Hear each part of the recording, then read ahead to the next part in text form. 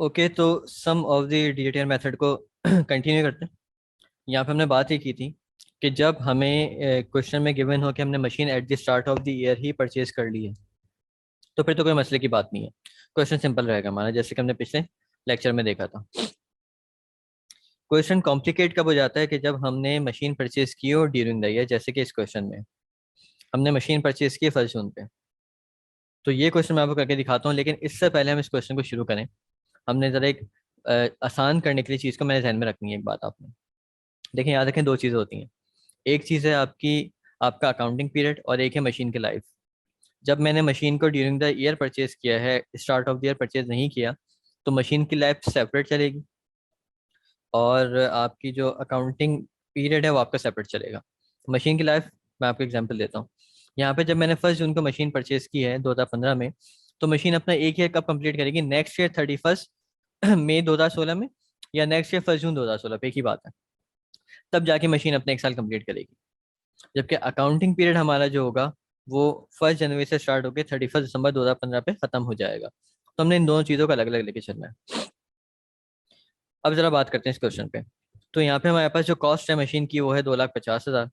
Scrap value 25,000 है, और life इसकी 5 ईयर्स है। हमने पूरे 5 साल का हमने डेप्रिसिएशन कैलकुलेट करना है। जब मैं 5 ईयर्स की बात कर रहा हूँ, तो मशीन के 5 ईयर्स की बात नहीं हो रही। याद रखिएगा, जब भी एग्जामिनर आपसे कहता है कि नेक्स्ट ईयर से डेप्रिसिएशन कैलकुलेट करके दें, 4 ईयर्स का जितने भी साल है कैलकुलेट करके दें, तो वो अकाउंटिंग पीरियड्स की बात करता है कि नेक्स्ट 5 अकाउंटिंग पीरियड या नेक्स्ट 3 अकाउंटिंग पीरियड्स का डेप्रिसिएशन कैलकुलेट करना है आपने। यहाँ डेप्रिशिएबल कॉस्ट आपकी आगे 2.5 लाख माइनस 25, 2,25,000 रुपये की, 2,25,000 रुपीज़ की आपके पास डेप्रिशिएबल कॉस्ट आ गई। और फ्रैक्शन आपका वही 5 ईयर्स की लाइफ है, तो फ्रैक्शन आ गया 15। अब जरा डेप्रिसिएशन की कैलकुलेशन यहाँ पे शुरू करते हैं, और आपको बताते हैं कि इसको कैसे सॉल्व करना है। सबसे पहले एक बात याद रखें, ये तो मैंने अपने एक्सेल पे वर्किंग बनाई हुई है। आप जब भी सम ऑफ द डिटेल मेथड का सवाल करेंगे और आपके पास सवाल इस तरह का आ जाए कि जहाँ पे आपने mid of the year machine को परचेज किया है, तो आप अपना जो ईयर्स का कॉलम है कंपैरेटिवली थोड़ा ज़्यादा चौड़ा रखेंगे, उसकी वेट थोड़ी ज़्यादा रखेंगे as compare to previous question. उसकी वजह क्या है, आपको डेट लिखनी होती है यहाँ पे। अब सबसे पहले मशीन मैंने परचेज की थी 1 जून 2015 पे, तो मैं 1 जून 2015 से लेकर 31 दिसंबर 2015 तक का डेप्रिसिएशन कैलकुलेट करूंगा। उस पीरियड को यहाँ मेंशन करूंगा मैं किस पीरियड के लिए डेप्रिसिएशन कैलकुलेट कर रहा हूँ। तो मैंने पीरियड मेंशन किया और कैलकुलेट करना शुरू किया। डेप्रिशिएबल कॉस्ट आ गई मेरी 2,25,000 की। उसको मैंने मल्टीप्लाई किया अपने लाइफ से और डिवाइड किया फ्रैक्शन से। लाइफ थी 5 ईयर्स की, फ्रैक्शन था 15 का। अब क्योंकि ये 12 महीने नहीं है, यहाँ पे मैंने मशीन से यूज़ किया 7 महीने, जून से लेकर दिसंबर तक 7 महीने बनते हैं। तो मैंने इसको मल्टीप्लाई किया 7 से, डिवाइड कर दिया 12 से। तो मेरा एक्सपेंस आ गया 2,25,000 मल्टीप्लाई 5 डिवाइड बाई 15, एक वैल्यू आई। पूरे 12 महीने का एक्सपेंस है, उसको मल्टीप्लाई कर दिया 7 से, डिवाइड कर दिया 12 से। तो मेरे पास आ गया डेप्रिसिएशन एक्सपेंस 43,750, और यही मेरा एक्यूमुलेटेड डेप्रिसिएशन भी बन गया। चलें आगे बढ़ते हैं। ये मेरा एक अकाउंटिंग पीरियड यहाँ पे खत्म हो जाता है। अब हम आगे बढ़ते हैं। नेक्स्ट अकाउंटिंग पीरियड शुरू हो गया मेरा 1 जनवरी पे। अब यहाँ पे समझने वाली बात है, हमने अब कहाँ तक का डेप्रिसिएशन कैलकुलेट करना है। देखें, अकाउंटिंग पीरियड तो हमने पूरा करना है 1 जन 16 से 31 दिसंबर तक का। लेकिन जब आप some of the DATN method follow कर रहे हैं, आपने mid of the year machine को परचेज किया है, तो जहाँ पे आके मशीन का 1 साल कंप्लीट हो रहा है, यहाँ मैं कह सकता हूँ आप मशीन की बर्थडे सेलिब्रेट करें। मशीन 1 साल की कब हो जाएगी? मशीन 1 साल की हो जाएगी 1 जनवरी 2015 में आपने परचेज किया था, तो मशीन 1 साल की हो जाएगी नेक्स्ट ईयर पे 31 मई 2016 में आके। तो जहाँ पे आके मशीन की आपने बर्थडे सेलिब्रेट करनी है, डेट इज मशीन का 1 साल कंप्लीट हो रहा है, वहां तक आके आपने डेप्रिसिएशन को रोक देना है। तो हम कैसे कैलकुलेशन करेंगे? 1 जन 2016 से 31 मई 2016 तक का डेप्रिसिएशन कैलकुलेट करेंगे ऐसे। Depreciable cost multiply by life. Life अभी भी मशीन की 5 साल की बाकी है, क्योंकि अभी हमने मशीन को पूरे 12 महीने यूज ही नहीं किया, सिर्फ 7 महीने यूज किया था। तो मल्टीप्लाई 5 डिवाइड बाई 15, ये आ गया आपके पास 12 महीने का एक्सपेंस। अब आप ये देखें कितने महीने बनते हैं 1 जन से 31 मई तक? 5 महीने बनते हैं। तो आप इसको 5 से मल्टीप्लाई करें, डिवाइड करें 12 से, आपके पास 5 महीने का एक्सपेंस आ गया, जो भी वैल्यू आती है 31,250 आ गई। अब अपना रिमेनिंग अकाउंटिंग पीरियड कंप्लीट करेंगे, और आप 1 जून 2016 से 31 दिसंबर 2016 तक का डेप्रिसिएशन कैलकुलेट करेंगे। मैंने क्या कहा था कि जिस रेट पे आके आपकी मशीन को 1 साल कंप्लीट हो रहा है, मशीन को 1 साल कंप्लीट हो रहा है, वहां पे आके आप डेप्रिसिएशन रोक देंगे। और आपने डेप्रिसिएशन रोक दिया 5 महीने का कैलकुलेट करके। अब नेक्स्ट नेक्स्ट 7 ईयर्स का जो 7 मंथ्स का जो डेप्रिसिएशन कैलकुलेट होगा वो किस तरह से होगा? 2,25,000 रुपीज की डेप्रिसिएबल कॉस्ट आ गई, और इसको मैं मल्टीप्लाई किया 4 से। क्यों? अब लाइफ आपकी 4 साल की रह गई है। कैसे? 7 महीने आपने यहाँ पे मशीन को यूज किया, 5 महीने यहाँ पे मशीन को यूज किया। तो आपकी लाइफ लगी 4 ईयर्स की। अब 4 को डिवाइड किया मैंने 15 से जो फ्रैक्शन था, और मल्टीप्लाई कर दिया 7 महीने से। 7 महीने कहाँ से आए, ये 1 जून से 2016 से 31 दिसंबर 2016 तक 7 महीने बनते हैं। ये आपके 7 महीने का डेप्रिसिएशन एक्सपेंस आ गया। अब अगर आप यहाँ पे नोट करें, इस साल मैंने पूरे 12 महीने मशीन यूज की थी, तो मैंने डेप्रिसिएशन एक्सपेंस भी 12 महीने का यूज किया ब्रेक करके। 5 महीने का यहाँ यूज किया डेप्रिसिएशन एक्सपेंस मैंने, और 7 महीने का मैंने यहाँ पे कैलकुलेट किया डेप्रिसिएशन एक्सपेंस। फर्क क्या है, यहाँ पे मैंने लाइफ लिए 5 ईयर्स की, यहाँ पे मैं लाइफ लिए 4 ईयर्स की। अगर कोई स्टूडेंट ये बात रेस करता है कि मैंने क्यों 5 ईयर्स की लाइफ लेके पूरे 12 महीने का डेप्रिसिएशन कैलकुलेट नहीं किया, क्योंकि वो गलत हो जाता। इस अकाउंटिंग पीरियड में मशीन की लाइफ पूरे 12 महीने सेम रही ही नहीं है।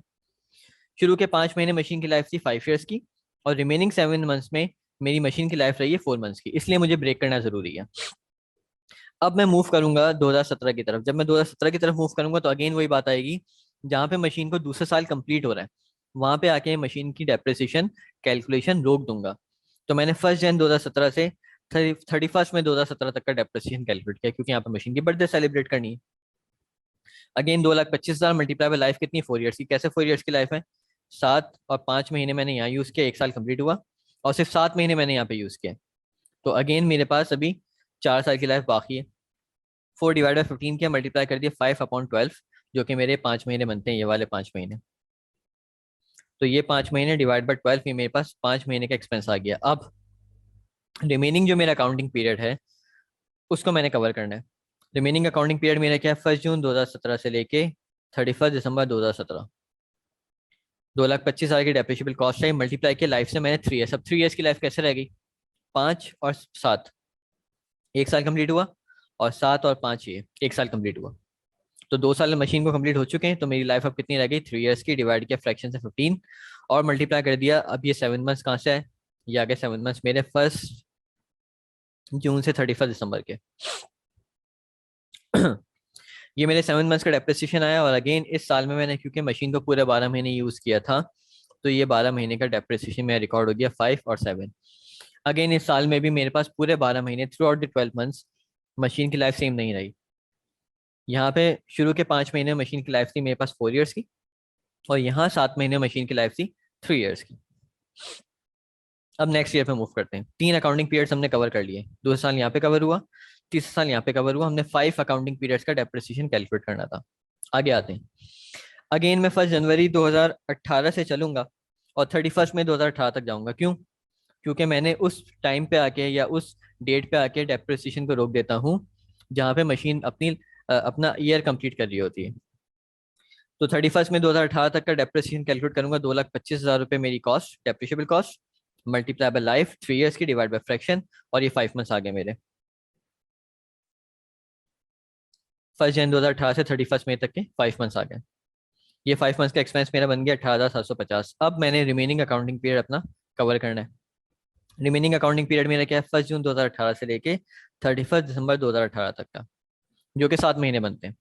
तो depreciable cost multiply by life divide by fraction. अब मेरी लाइफ 2 ईयर्स की रह गई है। 7, 5, 12 1 साल, ये वाला 1 साल हुआ, इसको मैं ब्लू से हाईलाइट कर देता हूँ। फिर 7, 5, 12 ये आ गया मेरा दूसरा साल, इसको मैं पिंक से हाईलाइट कर देता हूँ। और फिर 7, 5, 12 महीने ये, इसको मैं पर्पल हाईलाइट करता हूँ। ये हो गया 3 साल। जब 3 साल मैंने मशीन को यूज कर लिया तो मेरी लाइफ कितनी रह गई, सिर्फ 2 ईयर्स की। तो depreciable cost multiply by life divide by fraction, और ये 7 महीने जून से दिसंबर के प्रोरेट हो गए, और यहाँ मैंने 17,500 का डेप्रिसिएशन रिकॉर्ड कर दिया। ये मेरा चौथा अकाउंटिंग पीरियड भी कवर हो गया। पांचवा अकाउंटिंग पीरियड कवर करते हैं 1 जनवरी 2019 से 31 मई तक का डेप्रिसिएशन कैलकुलेट करते हैं। अगेन 31 मई तक का डेप्रिसिएशन मैं क्यों कैलकुलेट कर रहा हूँ, क्योंकि यहाँ पे आके मशीन की का एक ईयर कंप्लीट हो रहा है। डेप्रिशिएबल कॉस्ट आगे 2,25,000 की, लाइफ थी मेरी 2 ईयर्स की, डिवाइड किया फ्रैक्शन 15 से, और 5 महीने से मल्टीप्लाई कर दिया। ये 5 महीने कौन से मेरे, 1 जनवरी 2019 से 31 मई 2019 के। और ये मेरा डेप्रिसिएशन एक्सपेंस बना 12,500 का। अब आगे बढ़ते हैं। 1 जून 2019 से लेकर 31 दिसंबर 2019 तक का मैंने डेप्रिसिएशन कैलकुलेट करना है, क्योंकि मुझे अपना अकाउंटिंग पीरियड कंप्लीट करना है। अब जो मैं 1 जून 2019 से 31 दिसंबर 2019 तक का डेप्रिसिएशन कैलकुलेट करूंगा, वो कैसे होगा, depreciable cost multiply by life divide by fraction. यहाँ पे जो मेरे पास लाइफ होगी अब 1 साल की रह गई। क्यों, क्योंकि यहाँ 3 साल मैं यूज़ कर चुका था, ये 1 साल मैंने एसेट को और यूज़ कर लिया, तो मेरे पास लाइफ सिर्फ रह गई 1 साल की। और इसको मैं डिवाइड किया फ्रैक्शन से, मल्टीप्लाई किया मंथ से। मंथ्स कितने, 7 मंथ्स, प्रोरेट किया 7 मंथ्स पर, मेरे पास 8750 का डेप्रिसिएशन एक्सपेंस आ गया। This is how it works, sum of the DTR method. तो ये कॉम्प्लिकेट इस वजह से जाता है क्योंकि within an accounting period हमारे पास लाइफ चेंज हो रही होती है, तो हमें उसको ब्रेक करना पड़ता है 2 हिस्सों में। पार्ट ऑफ द ईयर मेरे पास यहाँ पे लाइफ 5 ईयर्स थी, यहाँ पे 4 ईयर्स थी, यहाँ पे पार्ट ऑफ द ईयर में लाइफ 4 ईयर्स थी या 3 ईयर्स थी, तो इसको ब्रेक करना पड़ता है बस। अब मेरा डेप्रिसिएशन एक्सपेंस निकाल लेते हैं। पहले साल का डेप्रिसिएशन एक्सपेंस आया 43750, इससे मैं अकाउंटिंग एंट्री अपनी रिकॉर्ड कर दूंगा 43750 से, एक्सपेंस डेबिट और अलाउंस फॉर डेप्रिसिएशन क्रेडिट। दूसरे साल में मेरे पास 5 महीने का एक्सपेंस ये था और 7 महीने का एक्सपेंस ये था, इन दोनों को प्लस करके जो मेरा एक्सपेंस बनता है वो आया 66250। इससे मैं अकाउंटिंग एंट्री रिकॉर्ड करूंगा 66250 से, अकाउंटिंग एंट्री यहाँ पे मैंने रिकॉर्ड कर दी। अब ये 66250 मेरे पास पिछले साल में ऐड हो जाएगा 43750 में, तो मेरे पास आ गया 1,10,000 रुपए। 17 पे आता हूँ तो 5 महीने और 7 महीने का एक्सपेंस 25,000 और 26,250 आया था। इन दोनों को मैंने ऐड किया तो 51,250 का मेरा एक्सपेंस बनता है, जो कि मैंने थर्ड ईयर में 51,250 का एक्सपेंस रिकॉर्ड कर दिया। और ये 51,250 1,10,000 में ऐड होने के बाद कितना बन गया, 1,61,250 एक्यूमुलेटेड। 18 में आता हूँ तो 18 में 5 महीने का एक्सपेंस है 18,750 और 7 महीने का एक्सपेंस है 17,500। दोनों को ऐड करता हूँ बनता है 36,250।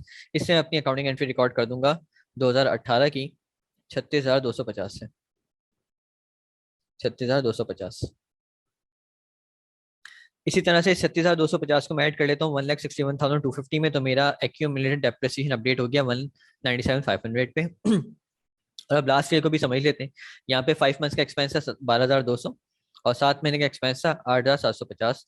टोटल एक्सपेंस बनता है 21,250 का। तो 2019 की जब मैं अकाउंटिंग एंट्री रिकॉर्ड करूंगा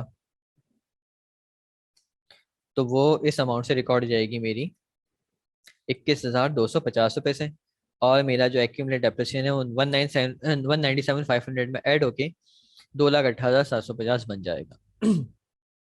और इस तरह से मैंने अपना सम ऑफ द DTR मेथड का जो सवाल था जिसमें मैंने ड्यूरिंग द ईयर मशीन को परचेज किया था वो अपना कवर कर लिया। तो होपफुली आपको इसकी लॉजिक समझ आ गई होगी, कैलकुलेट करने की मेथडोलॉजी क्या है। ये आपको मेथडोलॉजी समझ आ जाती है तो फिर आपको इंशाल्लाह कोई प्रॉब्लम नहीं होगी। फिर इस टॉपिक के अब नेक्स्ट जो हमने फर्दर टॉपिक्स कवर करने वो नेक्स्ट वीडियो में देखते हैं।